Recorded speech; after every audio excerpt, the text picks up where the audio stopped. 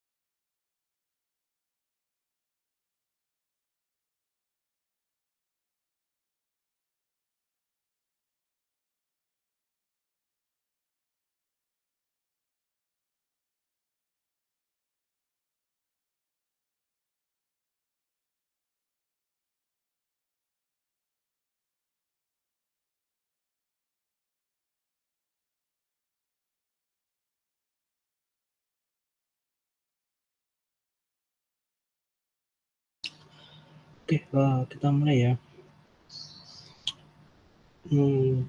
Hari ini kita melanjutkan materi kemarin berkaitan dengan validitas dan reliabilitas. Kemarin kita baru sampai ke validitasnya. Hari ini kita bahas ke reliabilitas. Sebelum itu kalian buat dulu tabelnya seperti ini, kosongan aja yang kalian isi aja yang nomor responden, kemudian nomor item, kemudian yang bawah-bawah semuanya nanti nilainya kosongan, tapi kalian buat dulu tabelnya, nggak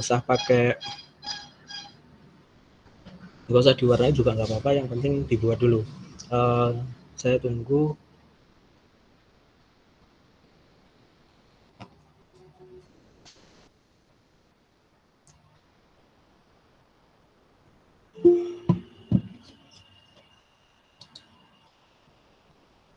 Oke, dibuat dulu.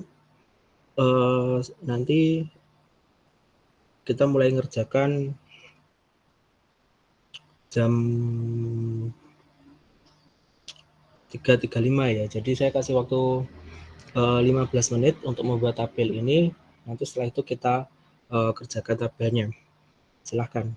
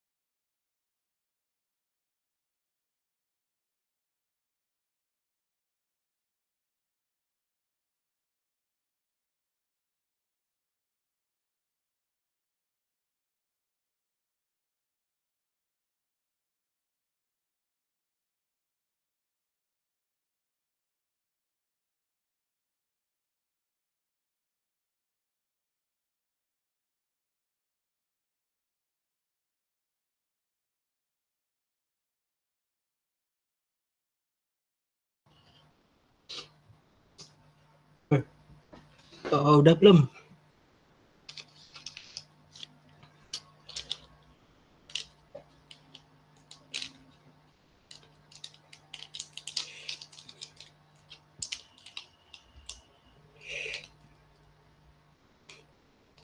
Ayo, udah belum? Ini pada di tempat apa enggak?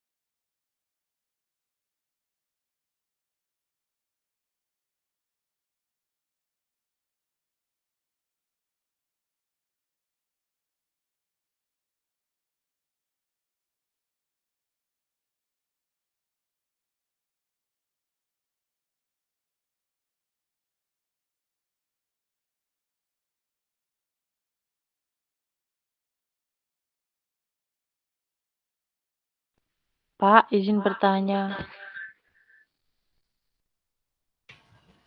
Yuk, silakan.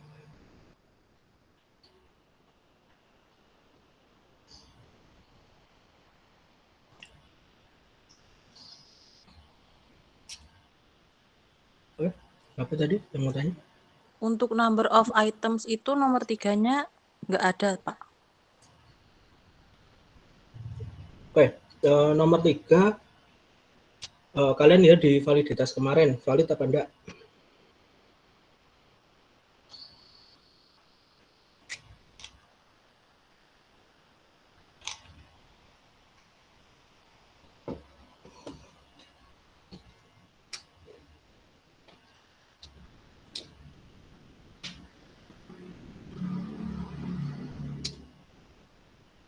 Gimana? Valid apa tidak?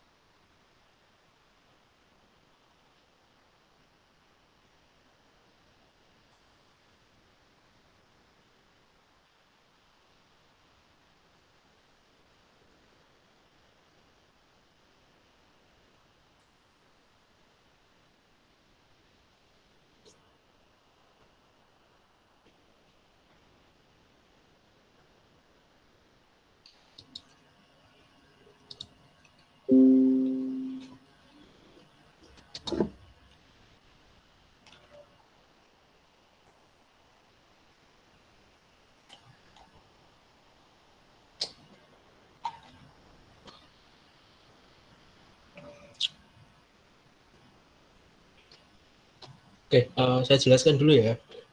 Jadi hari ini seperti yang saya bilang di awal tadi, hari ini kita bahas ke reliabilitas. Kemudian kemarin kita sudah bahas, kita sudah menghitung validitas item. Kalau nggak salah kemarin ada 8 item. Kemudian tadi saya suruh buat tabel. Basisnya sama sebenarnya, apa yang ada di tabel ini dengan apa yang ada di tabel validitas itu sebenarnya sama, cuma yang item tadi ada yang tanya kenapa item nomor 3 tidak ada, karena pada penghitungan kemarin di validitas item nomor 3 itu adalah statusnya invalid. Jadi untuk item nomor 3 maka kita tidak masukkan ke dalam uji reliabilitas karena dia sifatnya invalid, nggak mungkin kita uji reliabilitasnya, kecuali kalau kemarin statusnya valid, maka kita bisa mengukur validitas, kita bisa mengukur reliabilitasnya. Karena item nomor 3 itu dia invalid, maka untuk uji reliabilitas kita singkirkan. Sebenarnya tadi kalian nggak perlu buat utuh, kalian tinggal ngopi aja ini sampai ini, kemudian kalian buang di item nomor 3, itu sebenarnya sudah jadi. Tapi kalau kalian tadi buat manual, it's okay, nggak masalah, karena sebenarnya basisnya sama. Oke, sebentar.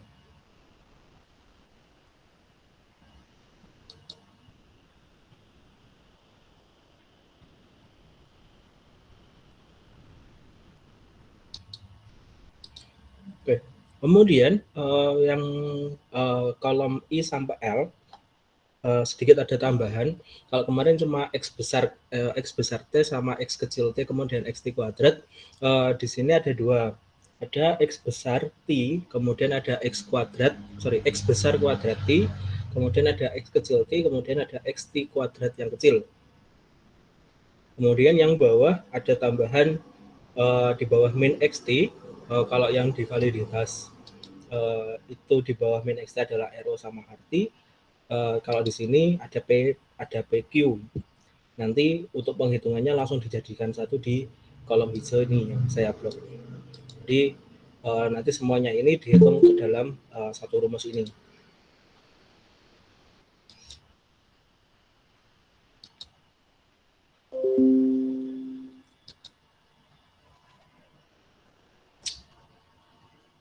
Oke, kita mulai dulu. Seperti biasa, kalau menghitung seperti ini, maka yang perlu kalian hitung dulu adalah jumlah-jumlahnya dulu, termasuk nanti min-nya juga. Kemudian jangan lupa untuk N, untuk yang saya blok hijau ini diisi dulu. Isinya apa? Isinya pertama N. N-nya adalah jumlah respondennya ada 10, maka kita tulis 10. K ini adalah jumlah soal yang valid. Kita basisnya adalah data kemarin jumlah soal itu ada 8. Kemudian setelah kita hitung validitasnya, maka jumlah data yang valid itu hanya ada 7. Makanya kita masukkan di sini 7. Kemudian K-1 di situ ada 6. Jadi jumlah validnya kemudian dikurangi 1, berarti ada 6. Nanti itu hitungannya sama seperti mencari degree of freedom atau derajat kebebasan. Degree of freedom itu apa? Nanti kita bahas di UJT. Kita masuk ke UJT nanti ada di F-nya. Oke, yang bawah ini silakan diisi sama. Jadi 10, 7, 6, 6. 10 itu respondennya, kemudian 7 itu jumlah soal yang valid, kemudian K1, K-1 itu dari K ini, kemudian dikurangi 1. Oke, kemudian kita masuk ke kolom I, atau apa kolom manapun, kalian nulisnya di mana saya nggak tahu. Di tempat saya adalah kolom I atau X besar T. X besar T itu adalah jumlah adalah jumlah jawaban yang benar yang dijawab oleh setiap responden. Jadi responden nomor 1 jumlah benarnya ada berapa, nanti dihitung. Basisnya sama penghitungannya, tinggal pakai autosum juga bisa, atau pakai sum juga bisa. Oke, karena ini semuanya benar, 7 itemnya dia menjawab benar, maka total jawaban benarnya 7. Kemudian kita tinggal drag ke bawah.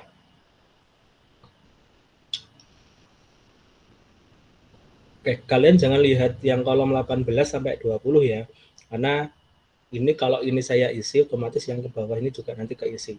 Nanti kita cari datanya ini gimana, ongoing saja. Oke, XT sudah belum? Sudah.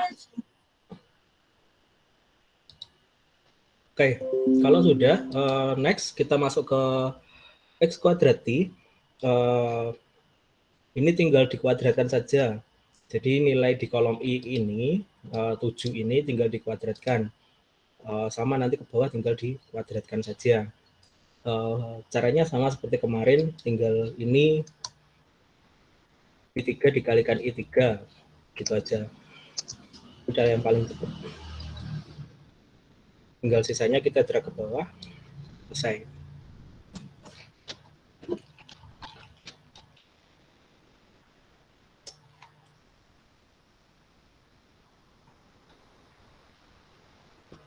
Udah belum?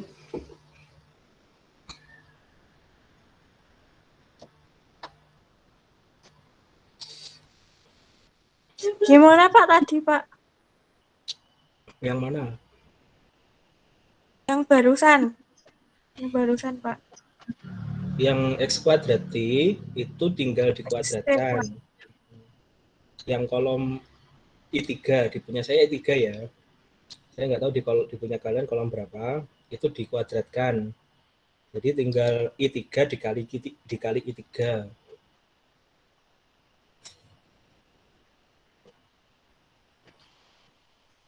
Atau 7 kali 7, 49. Kalau ketemu 49 berarti sudah benar gitu aja. Tinggal nanti ke bawah tinggal di drag.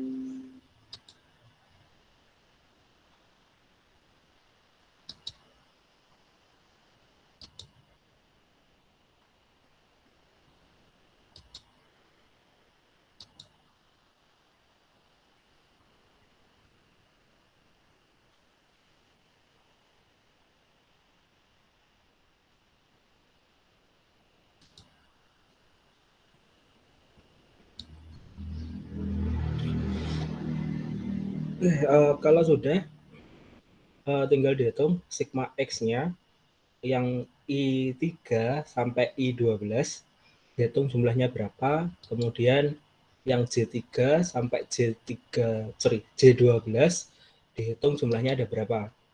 Ada sigma X, kemudian ada sigma X besar T kuadrat.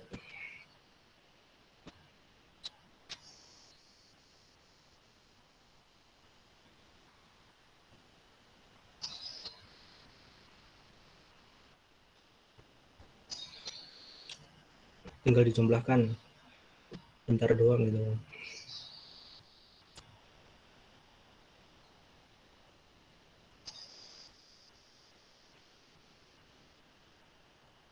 Oke, ada ya.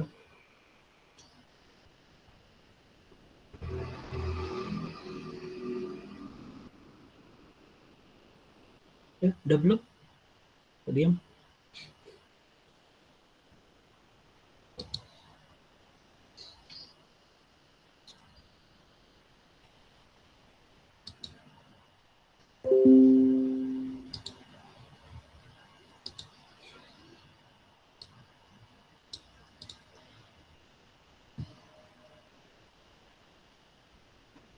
Kalau sudah dijumlahkan yang I sama J, cari min-nya dulu, nilai rata-ratanya dulu.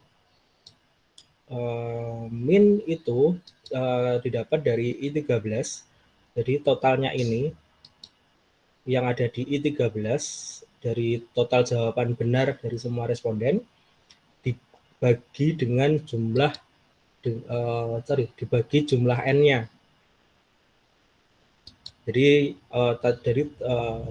tadi totalnya 36. Semua jawaban benar yang dijawab oleh responden itu totalnya ada 36. Kemudian dibagi 10. Hasilnya 3,6. Itu bukan 3.600 ya. Itu 3,6 atau 3,600. Kalian bisa pakai berapa angka di belakang koma terserah.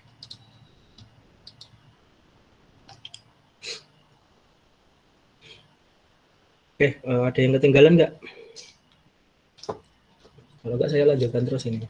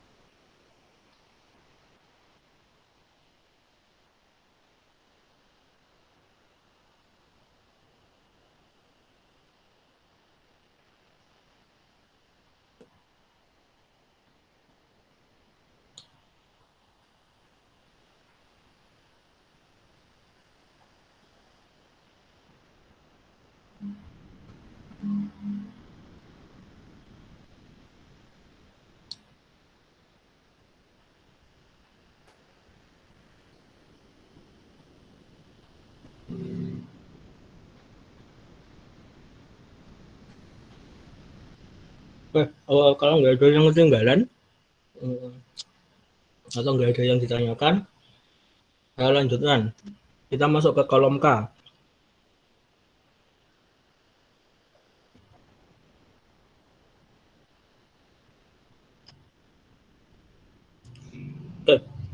Di kolom K yang XT kecil itu tinggal dikurangkan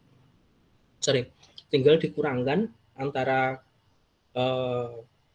X besar T yang di kolom I atau I3 tadi sampai I12 satu persatu ya, dikurangkan dengan min-nya atau nilai rata-ratanya. Jadi 7 ini nanti tinggal kita kurangkan dengan nilai rata-rata yang ada di bawah tadi yang sudah dikerjakan.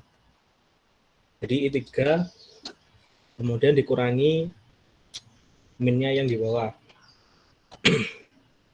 Oke, karena ini nanti kita drag ke bawah, maka nilai min ini perlu kita kunci dulu. Caranya sama seperti kemarin. Pakainya F4 atau FNF4, tergantung laptop kalian. Atau sampai ada lambang dolar di depan atau di antara huruf J-nya. Jadi di depan dan di belakang huruf J harus ada lambang dolarnya. Nanti kalian bisa enter. Setelah itu bisa di enter. Kemudian sisanya tinggal di-drag ke bawah.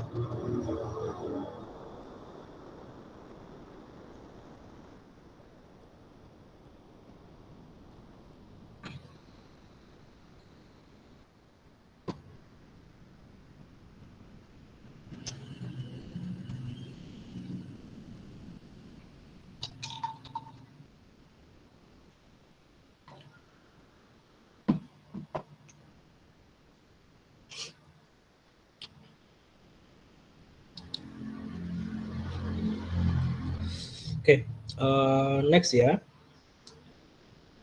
Tinggal itu sama saja sebenarnya. Next-nya yang kolom L itu tinggal dikuadratkan saja nilai di kolom K tadi. 3,4 ini tinggal kita kuadratkan. Jadi tinggal dimasukkan ke rumus saja 3,4 dikali dengan 3,4. Perkalian jangan lupa ya, di Excel perkalian itu simbolnya bintang, bukan X. Nanti kalau X kebacanya teks, bukan simbol perkalian. Jadi pakainya bintang.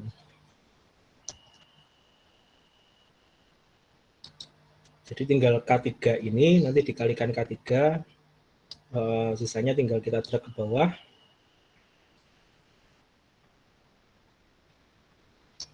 Setelah selesai di drag ke bawah, kalian cari jumlahnya, sigma X T kuadratnya ada berapa.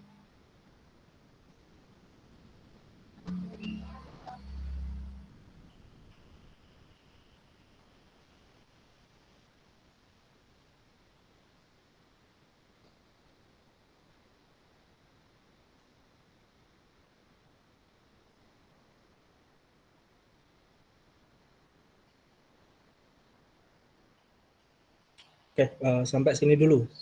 Ada yang ditanyakan nggak? Kalau nggak saya lanjutkan terus.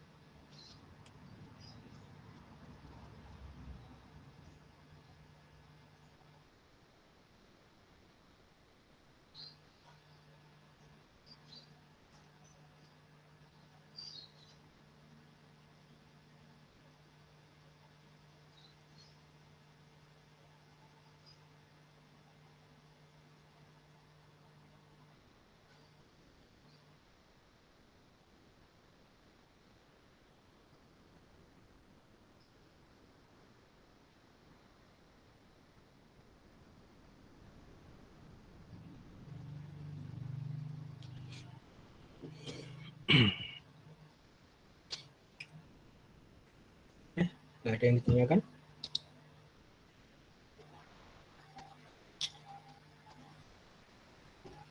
Next ya, nextnya cari ST-nya dulu, standar deviasinya.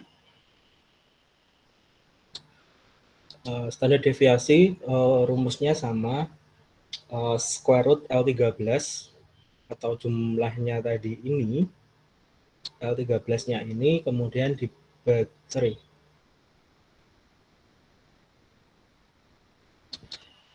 dengan J17. Jadi pembagiannya dengan nilai N-nya.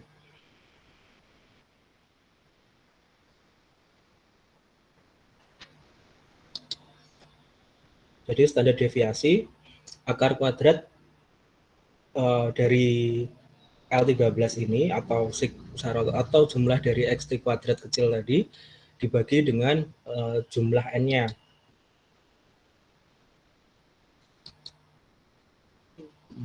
Akar kuadrat dalam bahasa Inggris kalian pasti tahu square root, formulanya sama square root, kemudian L13 ini dibagi dengan J17, nanti dapatnya 2,538 atau 2,54 atau 2,5.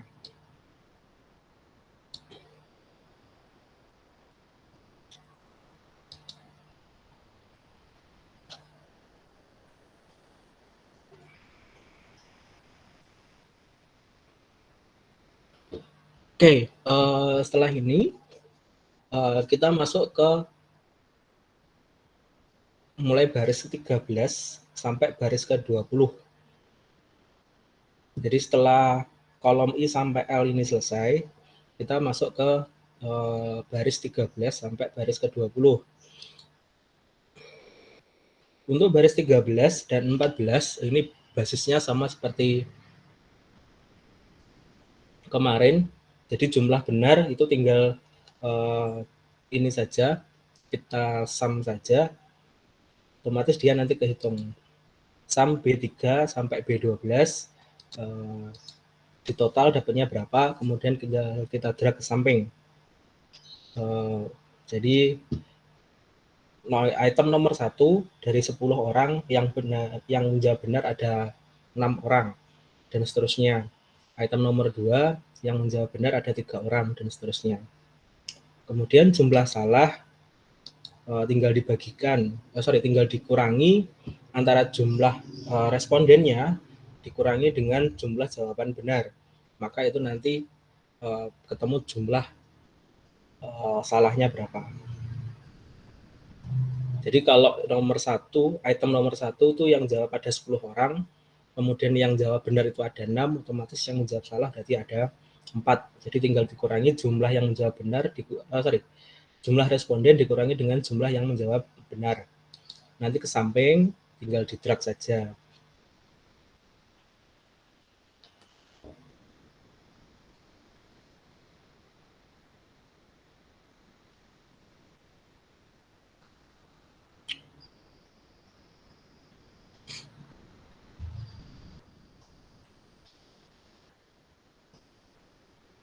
Oke, udah ya.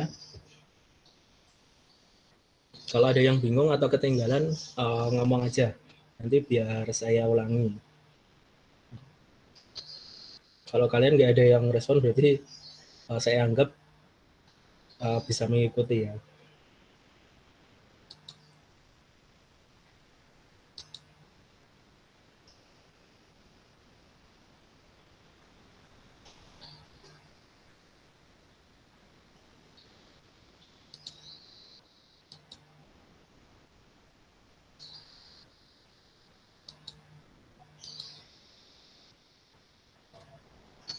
Kemudian untuk yang baris 15 sama baris 16, untuk masing-masing item itu tinggal dibagi.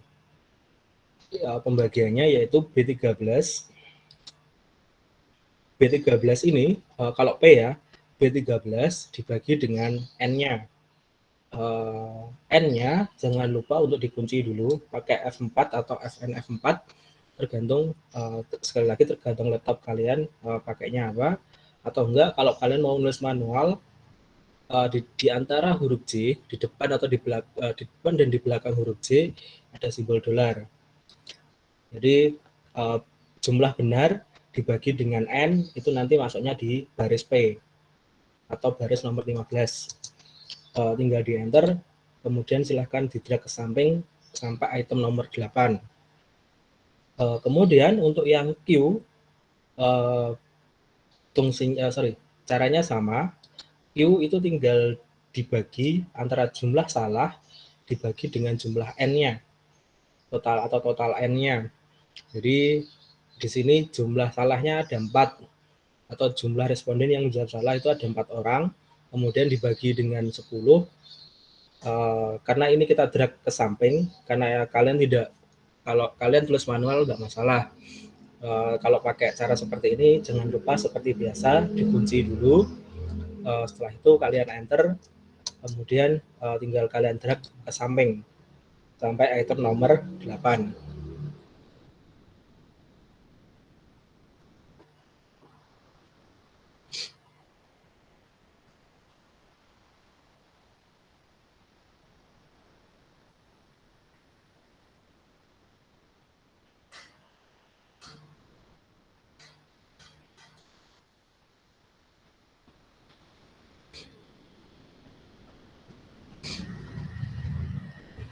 Oke, 15 sama 16 sudah atau belum?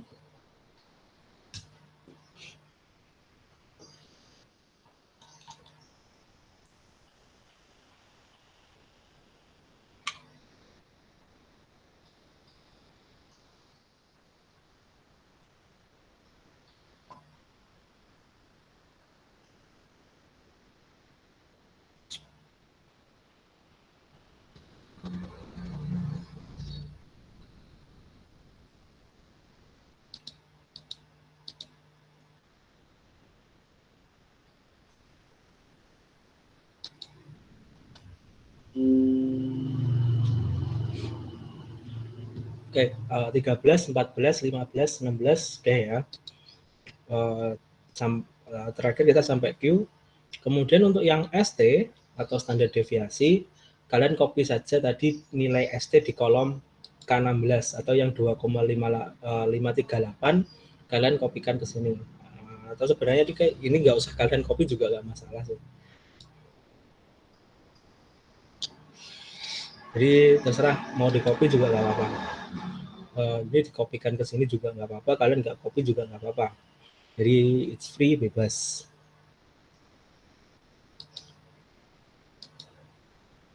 Jadi basicnya sebenarnya untuk yang baris 13 sampai 17 itu sama.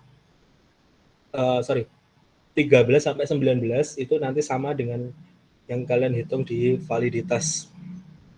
Caranya sama. Oke. ST tinggal di copy atau enggak di copy juga nggak masalah. Kemudian ya ini yang agak ribet sedikit. Min XI sebenarnya sama, yaitu sum if, kita pakai rumus sum if di sini.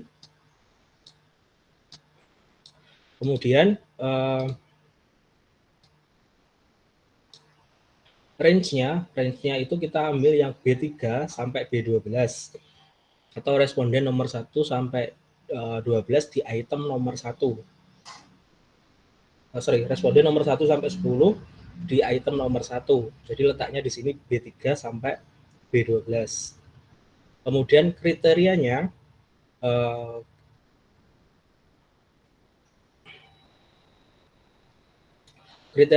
karena kita hanya menghitung jawaban yang benar, maka kita masukkan angka 1. Jadi kriteria itu adalah prasyaratnya. Prasyaratnya karena kita menghitung yang benar, yang dimasukkan adalah yang nomor 1. Kemudian sum range-nya, range totalnya kita ambil yang kolom I atau jumlah jawaban benar setiap responden. Di situ kita ambil dari I3 sampai I12. Jadi yang depan sum if dulu, kemudian B3 sampai B12 atau jumlah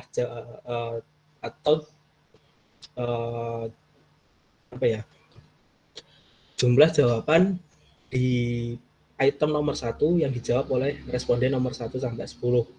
Jadi B3 sampai B12.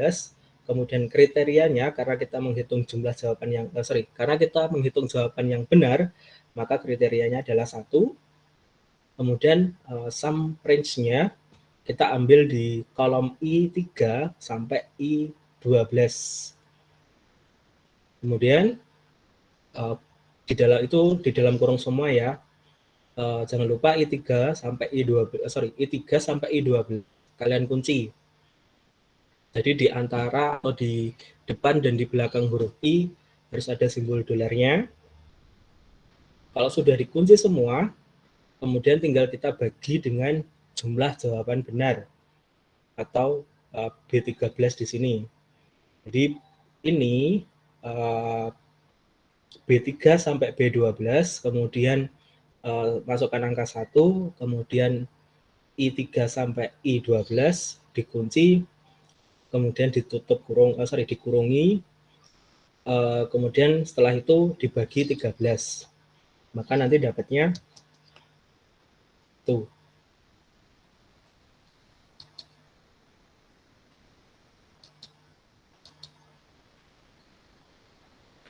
Ke samping tinggal kalian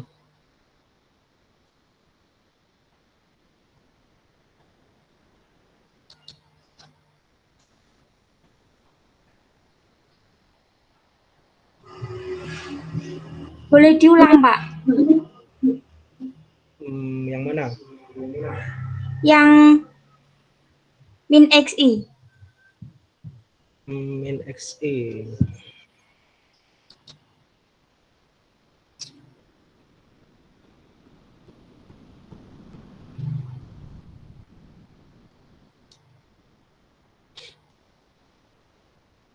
Oke, saya kosongi dulu ya.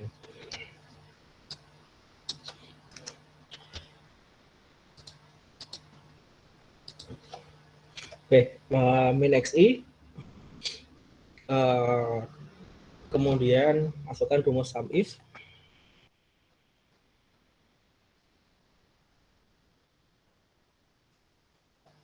kemudian untuk yang pertama kita masukkan ini dulu, B3 sampai B12,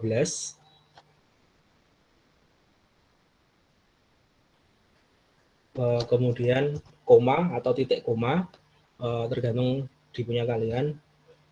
Kalau basis Office-nya itu Inggris, biasanya pakainya koma, tapi kalau basisnya bahasa Indonesia pakainya titik koma. Kemudian masukkan kriterianya 1, kemudian koma lagi atau titik koma, kemudian kita masukkan ini, yang I3 sampai I12,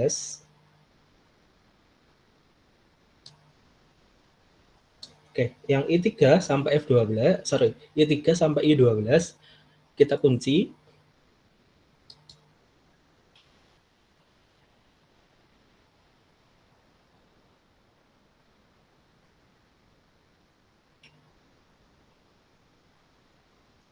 Kemudian kita tutup kurung. Kemudian kita bagi dengan jumlah benarnya. Jumlah benar yang ada di B13. Setelah itu tinggal kita enter.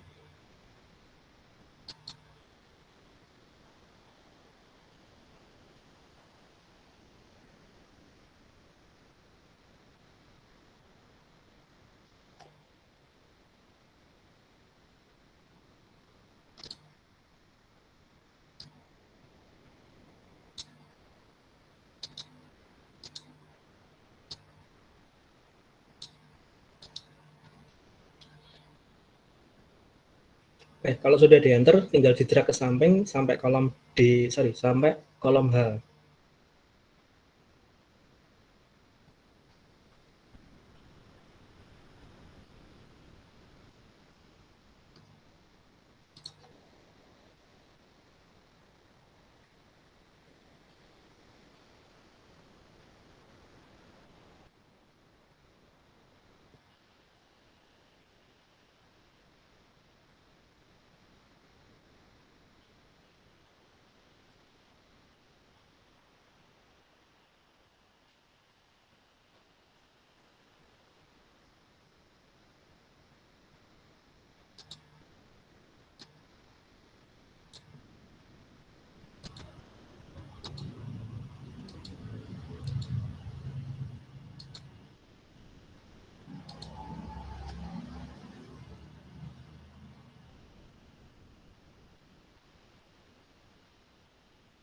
Min XI sudah ya.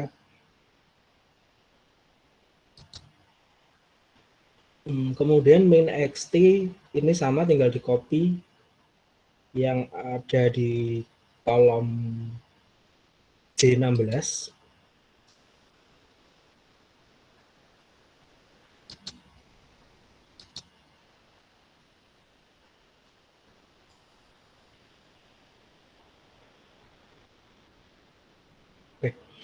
Min XT ini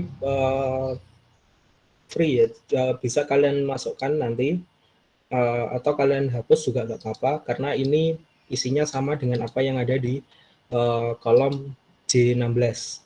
Jadi 3,6 sebenarnya sama, tinggal dimasukkan saja. Kalau nggak dimasukkan pun juga nggak apa-apa, sama seperti ST tadi. ST karena dia isinya sama dengan yang ada di kolom K16, maka dia tidak perlu di copy di sini, nggak apa-apa. Jadi tinggal nanti kita ambil dari sini aja. Kemudian yang terakhir, baris ke-20 itu ada PQ. PQ itu tinggal dikalikan saja. Apa yang dikalikan?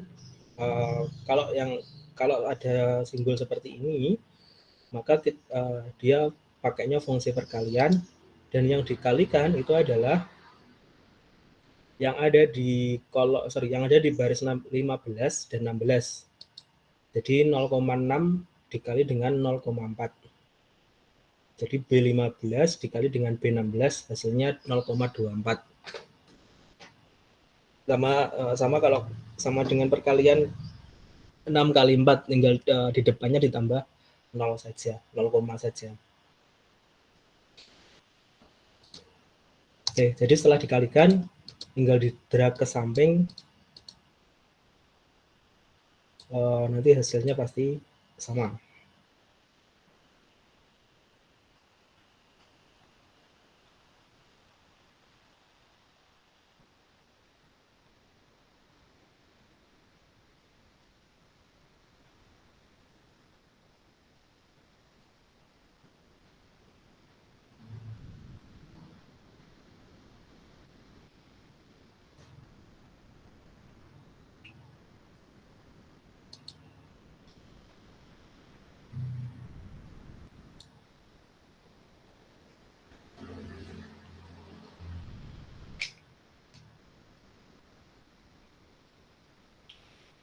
Oke, yang bawah sudah ya, PQ.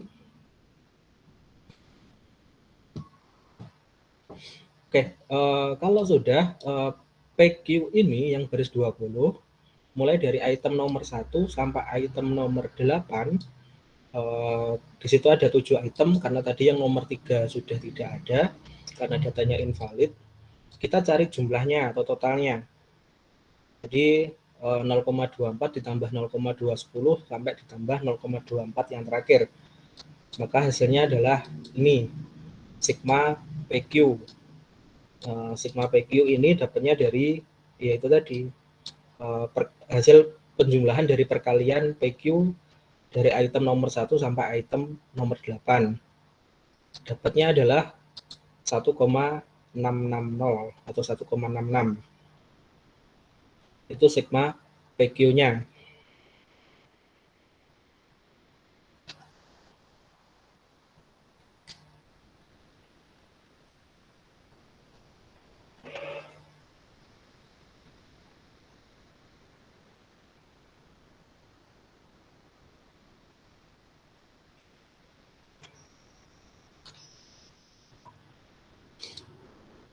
Oke, sigma PQ tinggal dijumlahkan aja ya. Pakai sum bisa. Kayaknya kalau pakai auto sum juga agak ribet, pakainya sum aja. Karena kalau auto sum itu harus tepat di sampingnya, enggak di bawahnya. Jadi pakai sum, langsung sum B20 sampai H20, kemudian kalian enter, kalian masukkan ke situ. Oke, kalau sudah di sigma PQ, baru kita masuk ke rumus reliabilitas yang ada di yang saya blok warna kuning. Jadi setelah menghitung itu semua tadi, kita masukkan ke sini. Ya. Kalau kalian lihat rumusnya kan agak ribet. Ada RKK sama dengan K per K min 1 dalam kurung 1 min sigma PQ dibagi ST kuadrat. Nah, sebenarnya ini semua itu sudah kita pecah tadi di sini. Sudah kita pecah di sini. Sorry. Sudah kita pecah mulai dari sini sama ini. Jadi nanti tinggal kita masukkan K-nya berapa, kemudian K min 1-nya tadi berapa, kemudian 1 min sigma PQ dibagi ST kuadrat itu tadi berapa. Oke, kita mulai dulu yang RKK. RKK biar gak ribet gini aja deh. Saya mulai dari yang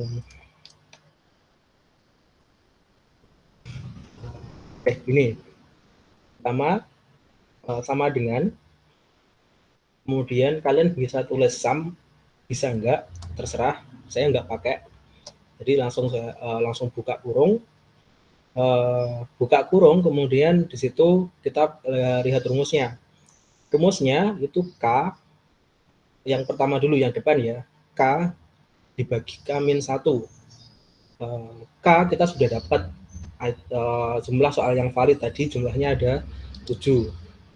Kemudian dibagi dengan K min 1. K min 1-nya berarti 7 dikurangi 1. Jadi kita tidak perlu menguranginya lagi karena sudah kita jumlahkan tadi, tinggal kita ambil. Ini yang pertama. Kemudian karena ini dikalikan dengan 1 min sigma PQ per ST kuadrat, kita tutup dulu.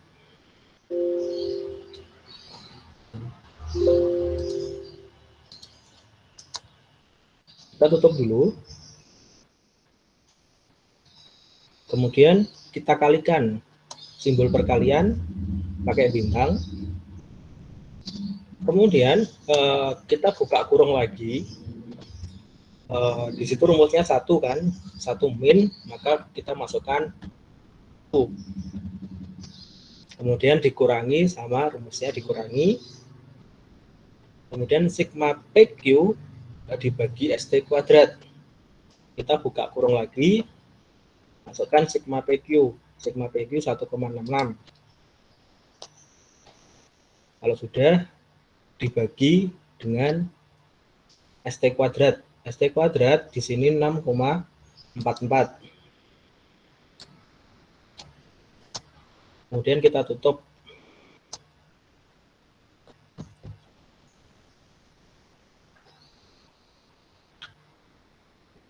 Oke, ada yang ketinggalan nggak?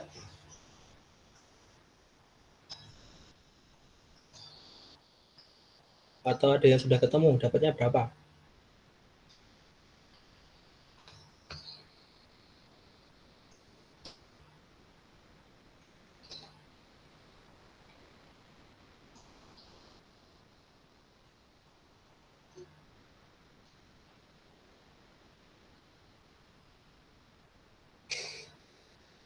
Gimana? Sudah ketemu belum?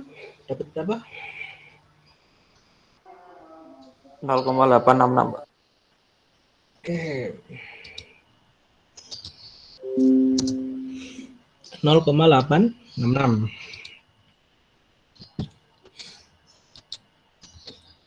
Oke, kemudian kalau sudah untuk RT artinya atau R product momennya itu sama dengan RT yang ada di validitas. Ngambilnya juga sama seperti di tabel PDF yang saya kirim kemarin. Jadi diambilnya di situ. Kemudian kalian lihat N-nya, karena N-nya 10, di validitas N-nya juga 10, maka RT-nya adalah 0,632. Makanya untuk ini otomatis karena N-nya juga sama, maka RT-nya juga sama 0,632. Jadi tinggal dimasukkan aja manual. Oke, kemudian terakhir untuk status stabilitas kita pakai fungsi if di Excel. Jadi if sama dengan aturannya adalah RKK itu harus lebih besar dari RT. Jadi RKK itu harus lebih besar dari RT. Itu yang reliable. Yang unreliable itu kalau RKK-nya atau N18-nya itu tadi lebih kecil dari N19-nya atau artinya. Jadi fungsi if itu sama karena tadi aturannya RKK itu harus lebih besar dari RT, maka kita masukkan aja RKK di sini ada di N18. If buka kurung, kemudian N18, kemudian simbol lebih besar dari RT, RT-nya 0,632 terletak di N19, kita masukkan. Kemudian true condition-nya atau value if true-nya itu reliable. Jadi ini value kalau benarnya reliable. Kemudian value false-nya kita masukkan unreliable. Di Excel, kalau kalian ingin memasukkan teks, jangan lupa dikasih tanda petik. Jadi if kriterianya adalah RKK lebih besar dari RT, kemudian koma tanda petik reliable, kemudian koma tanda petik unreliable. Kemudian kalian tinggal tutup kurung, terus enter. apakah cuma fungsi if itu cuma segini? Enggak, fungsi if itu sebenarnya banyak banget. Jadi ini versi simpelnya. Jadi kalau kondisinya banyak, maka if-nya nanti juga akan banyak ke belakang. Karena ini cuma ada benar dan salah saja, atau reliable dan unreliable, maka pakainya yang simple. Tinggal kita enter. Maka karena dia 0,86 itu lebih besar dari 0,632, maka statusnya adalah reliable.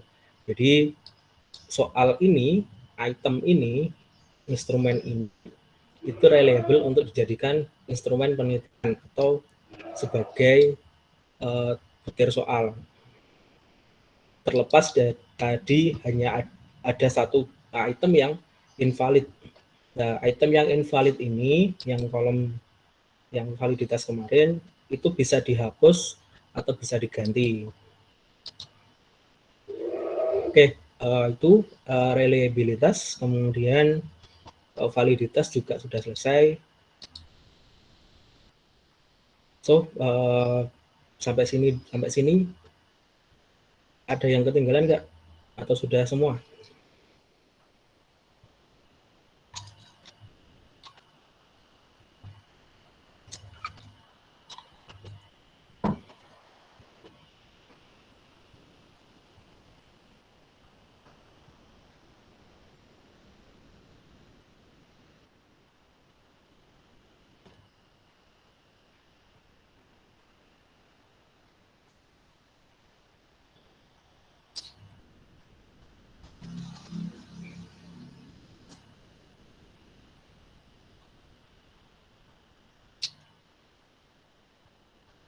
Sudah semua?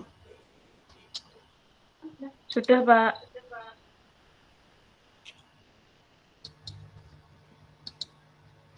Oke, kalau sudah, validitas dan reliabilitas selesai. Jadi menghitungnya seperti itu. Untuk tugas kemarin baru sampai validitas ya. Jadi untuk reliabilitas saya kasih free. Jadi nggak ada tugas untuk reliabilitas. Tapi nanti kemungkinan saya masukkan ke UTS. Oke, bisa kalian tutup. Kemudian next, saya akan bahas ke frekuensi distribusi sekitar 10 menit ya, sampai 445 atau 440. Nanti kita bahas itu. Saya intro dulu aja. Nanti selebihnya saya bahas minggu depan, sekalian kita mulai praktek untuk frekuensi distribusi. Oke, minggu depan sudah pertemuan 6-7, kemungkinan kita juga butuh 2 pertemuan untuk ini.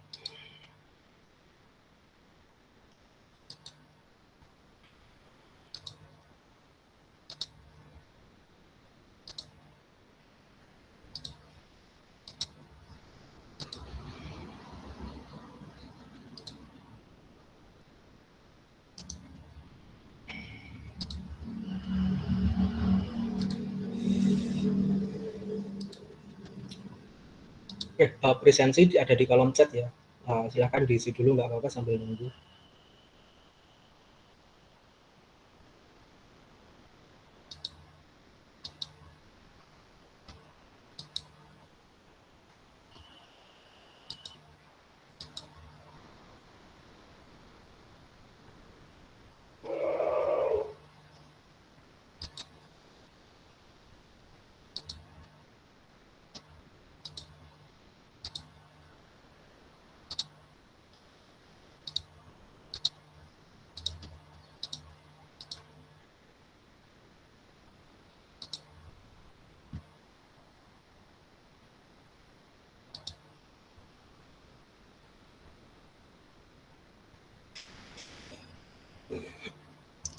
Oke, istirahat sebentar.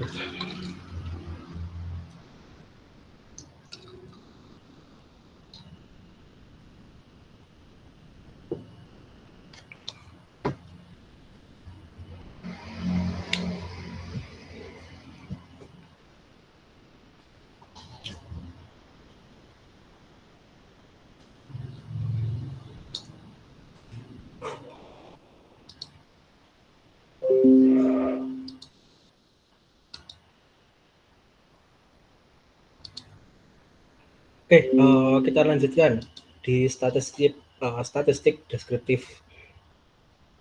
Oke, apa yang kita kerjakan tadi sama yang kemarin uji validitas dan uji reliabilitas itu masih tahap awal, itu masih pre-research. Jadi itu dikerjakan sebelum research itu dilakukan di penelitian kuantitatif. Jadi itu masih pre-research. Kemudian setelah ini seperti modul yang sudah saya berikan, antara di ELMA judulnya frekuensi distribusi ya, tetapi di modul saya judulnya statistik deskriptif. Jadi sebenarnya sama. Jadi mulai dari sini nanti sampai ke belakang kita sudah masuk ke tahap data analisis. Jadi kita sudah dapat data penelitiannya, kemudian tinggal kita implementasikan dalam laporan penelitian kita. Nah, tahap pertama di analisis data kuantitatif, yang pertama kita lakukan adalah statistik deskriptif. Jadi seperti yang sudah jelas di situ, yang namanya statistik deskriptif ya, deskriptif itu adalah penjabaran, penggambaran. Apa sih yang sebenarnya angka-angka itu katakan. Oke, di situ ada penjelasannya pada bagian pertama, di awal, di bab 1, statistik secara umum dibedakan menjadi dua, yaitu statistik deskriptif, kemudian ada statistik inferensial. Nah, kita masuk pertama dulu di statistik deskriptif ini.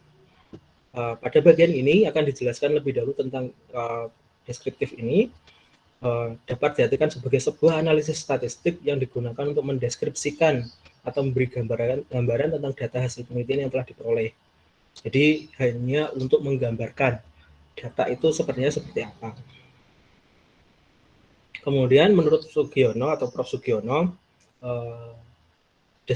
statistik deskriptif adalah statistik yang digunakan untuk menggambarkan atau menganalisis suatu statistik hasil penelitian, tapi tidak digunakan untuk membuat kesimpulan yang lebih luas. Jadi poinnya itu bukan untuk membuat kesimpulan, tetapi hanya untuk menjabarkan secara umum atau memberi gambaran secara umum data itu sebenarnya seperti apa. Makanya kita analisis dulu di di statistik deskriptif ini. Kemudian statistik ini merupakan dasar dari semua jenis analisis statistik. Setiap orang yang bekerja dengan data hasil pengukuran harus bisa menguasai analisis data ini karena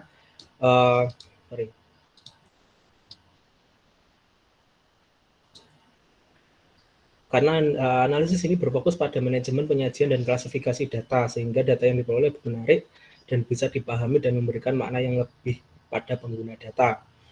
Jadi data yang kalian dapat yang berupa nilai-nilai itu, yang 63, 64, 70, 75, dan sebagainya, itu dianalisis di deskriptif statistik untuk memberi gambaran sebenarnya data itu seperti apa sih gitu loh. Data itu berarti apa? Kan kalau kalian yang baca atau kalian yang buat pasti kalian tahu, oh data ini adalah ini. Tetapi untuk reader, pembaca yang membaca penelitian kalian, mereka tidak tahu ini data apa sih gitu loh, kok nggak ada penjabarannya. Makanya perlu ada statistik deskriptif ini. Kemudian di statistik ini nanti berkaitan dengan penyajian numerik untuk membuat data lebih sederhana dan dalam bentuk ukuran numerik. Kemudian yang kalian hitung nanti adalah ini sebenarnya, min, median, modus, kemudian ada variance dan lain-lain. Jadi kalau kalian pernah ngitung ini, min, median, mode atau modus, kemudian standar deviasi, sebenarnya itulah yang dinamakan deskriptif statistik. Jadi mencari rata-rata, mencari nilai tengah, kemudian mencari nilai yang sering keluar, kemudian variansnya atau simpangan bakunya, itulah yang dinamakan statistik deskriptif. Sebenarnya sudah kalian pernah kalian buat atau pernah kalian kerjakan di SMA misalnya di mata pelajaran matematika, tetapi mungkin itu lebih ke penggunaan matematika secara umum. Kalau dalam statistik baru itu namanya deskriptif statistik. Jadi kalian bisa lebih paham. Kemudian visualisasi data. Jadi yang namanya visualisasi data itu adalah bagaimana kita menarik perhatian pembaca dengan memberikan visualisasi data yang semenarik mungkin. Karena ini sifatnya deskriptif, sifatnya mendeskripsikan data, maka biasanya kita di sini memakai tabel yang lebih sederhana, kemudian hitung-hitungan yang lebih sederhana, kemudian ada diagramnya. Biasanya reader itu lebih suka membaca di diagram daripada membaca tabel, karena di diagram itu karena sifatnya lebih atraktif, jadi bisa dilihat, bisa dimengerti lebih jauh daripada menggunakan tabel. Tabel itu biasanya lebih rigid dan lebih agak ribet. Kalau bisa membaca sih itu oke. Kalau nggak bisa membaca ya repot juga. Oke, jadi ini visualisasinya bisa menggunakan tabel, grafik, diagram, pemetaan dan lain-lain. Nanti contohnya ada di bawah. Oke, manfaatnya ya sama ya, memberikan gambaran dan deskripsi bagaimana informasi yang dimiliki. Jadi harus memberikan gambaran informasi apa saja yang bisa dicari dari data yang digunakan. Oke, daripada menggunakan penyajian angka yang tidak beraturan, akan lebih mudah menggunakan visualisasi gambar seperti grafik dan tabel. Jadi daripada datanya itu acak-acakan, lebih baik menggunakan tabel, dan lebih bagus lagi kalau bisa menggunakan grafik. Nah, inilah yang kemudian kemarin sebelum statistik ini di awal pertemuan kita, saya tanya dulu, kalian pakai basis Windows dari basis Office-nya berapa? Kalau ada yang sudah pakai basis Office-nya 2010 ke atas, kalian bisa nanti membuat grafiknya, grafik yang paling sederhana. Karena kalau grafik yang paling ribet itu nggak cukup waktu 1-2 pertemuan. Saya saja kalau ngajar offline itu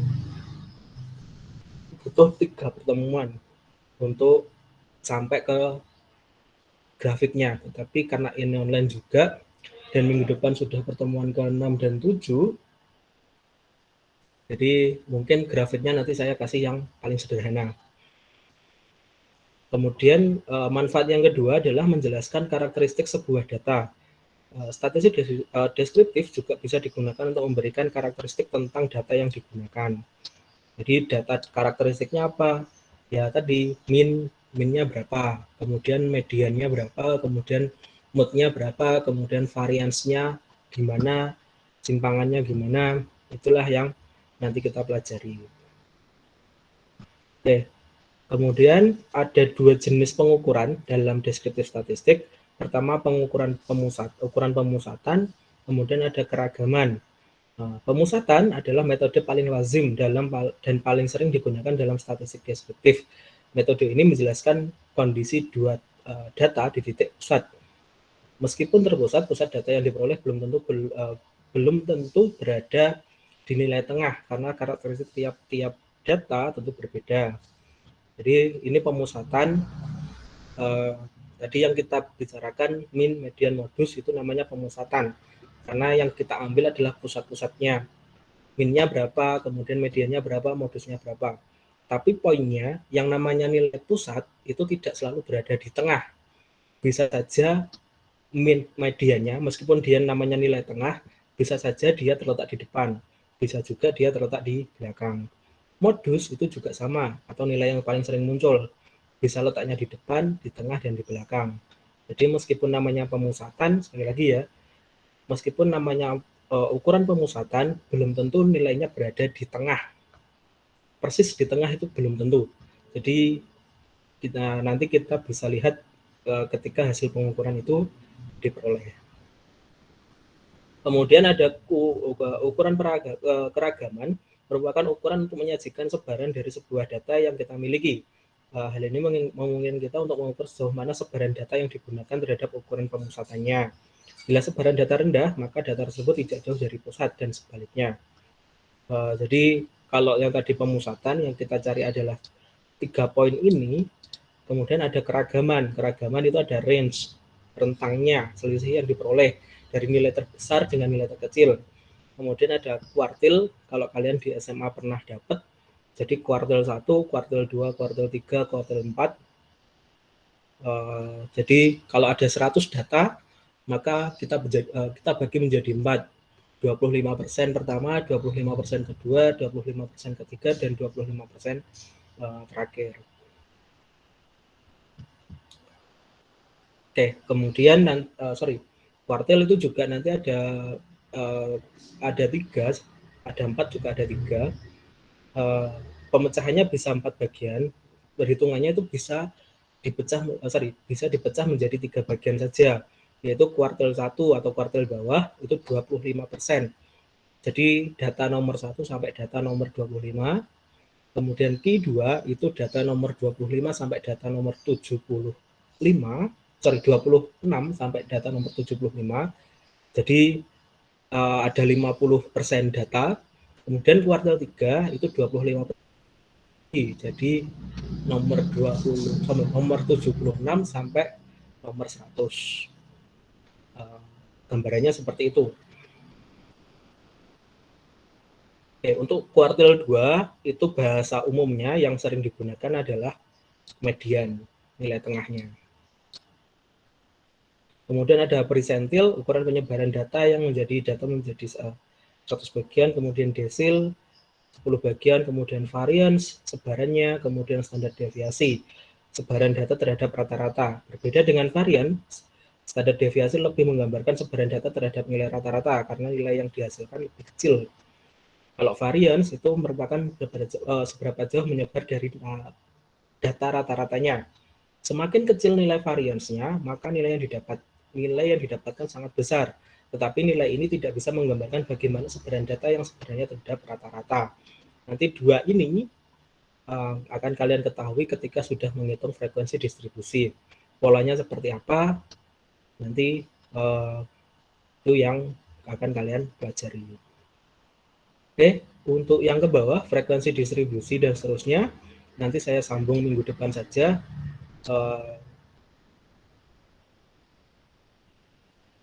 Sekalian nanti saya kasih contoh seperti apa, kemudian kalian buat dulu. Silahkan kalian buat tabelnya. Jadi begitu saya selesai menjelaskan, nanti langsung kita bisa mulai mengerjakan di frekuensi distribusi. Oke.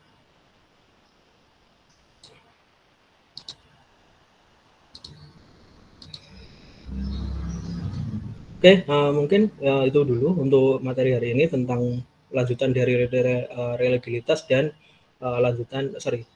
pendahuluan untuk deskriptif statistik, terutama untuk frekuensi distribusi. Nanti minggu depan saya lanjutkan penjelasannya. Sekalian kita nanti mulai di penjabaran menganalisis di data frekuensi distribusi itu seperti apa. Oke, mungkin itu dulu. Untuk presensi tadi sudah saya kirim di kolom chat. Kalian bisa isi, atau kalau tadi ada yang live, tolong dikasih tahu untuk presensi. Kalian chat pribadi yang live juga nggak apa-apa, nanti saya tunggu. Kemudian seperti biasa materi dan semuanya sudah ada di Elma. Kemudian ini saya rekam juga, nanti kalau ada yang butuh penjelasan lebih, kalian bisa lihat di YouTube-nya, tempat ini nanti saya upload. Mungkin itu dulu materi hari ini. Saya tutup. Selamat sore. Selamat menjalankan aktivitas yang lain.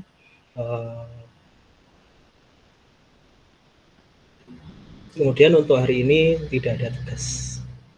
Sekian. Assalamualaikum warahmatullahi wabarakatuh. Waalaikumsalam warahmatullahi wabarakatuh.